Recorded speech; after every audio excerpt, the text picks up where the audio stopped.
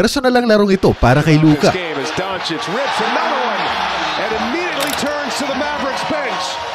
At inisip kaya ng Dallas na hindi ito gagawin ni Luka sa kanila dahil matapos siyang ipamigay ng dati niyang prangkisa, ito ang mga numerong pinakain niya sa kanila. Isang triple-double para sa Lakers at kitang-kitang may gusto siyang patunayan sa mga sumayang sa kanya. At kapag mayroon siyang ganyang pinanghuhugutan, mas lalo siyang mahirap pigilan. At hindi pa nga nakatulong sa Dallas nang matapos ang trade na yun ay tila ba si Luka ay kanilang siniraan. Saying na wala na siya sa kondisyon at ang depensa niya ay wala nang patutunguhan. Pero sa unang pagkakataong magharap muli ang dalawa, pinatunayan ni Luka na mali lahat ng sinabi tungkol sa kanya. At ito ngayon ang pinakamainit na narrative sa liga. Kaya tara't pag-usapan natin ang umpisa ng villain arc ni Luka. Ito ang kwento ni Doncic.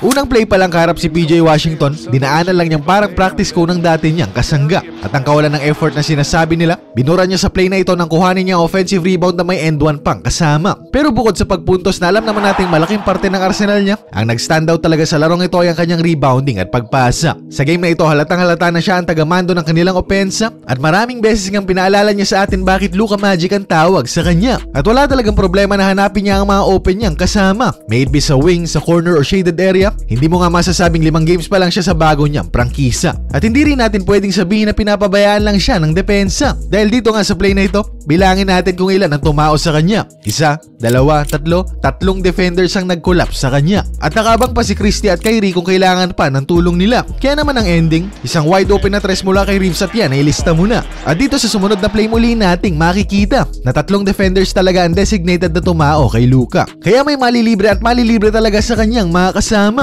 At knowing Luka, mahanap niya yan kahit gaano pa kasikip ang passing lanes na ibigay sa kanya. At dahil dito 12 assists ang kanyang naitala at finally mukhang mas nahanap na niya ang tamang tempo at groove na sa kanya'y dating nawala. Dahil sa maunang game siya naman talaga, kapansin-pansin na siya ay nangangapa pa. Only averaging 15-7-5 with 4 turnovers per game, shooting only 21% sa 3-point area. At yung mga numerong yan hindi mo nga mapagkakamalang kay Luka. At ito nga lang huling 2 laro niya, saka palang nagpakita ang bersyon ni Luka na ating nakilala. Laban sa Nuggets, 32 points ang kanyang ikinamada sa loob lamang ng 31 minutes na playing time na binigay sa kanya. At bago nga ang bakbakang ito, 8 sunod-sunod na games na ang talo ng Lakers sa kanila. At ang Denver din noon ang pinakamainit na team sa kanilang komperensya. Pero sabi ni Luka, ako na ang bahala. At tinambakan nga nila ang Nuggets na meron ng 9-game winning streak sa liga. At ang game na ito ang papiyaw sa kung anong gagawin niya laban sa Dallas. And true enough, pagpatak ng game day, primetime TV ang ating nasilayan. And hindi man ito ang best scoring game na kanyang pinakawalan, ang game na ito ang testamento sa kung bakit ang mga katulad ni Doncic ay hindi dapat binibitawan. Ito rin ang rason kung bakit ganito katindi ang backlash kay Nico Harrison. At ito rin maaari ang maging mitya kung bakit mapapatid ang Dallas sa maagang parte ng postseason. At ito rin ang dahilan bakit ang mga gwardiya, wing at sentro ng Lakers ay mas nabibigyan na ng pagkakataon. Dahil kung 3 defenders talaga ang magko-collapse kay Doncic doon,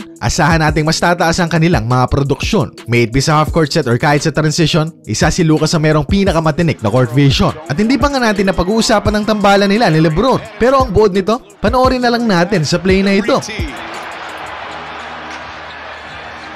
LeBron will oblige with 1 to shoot.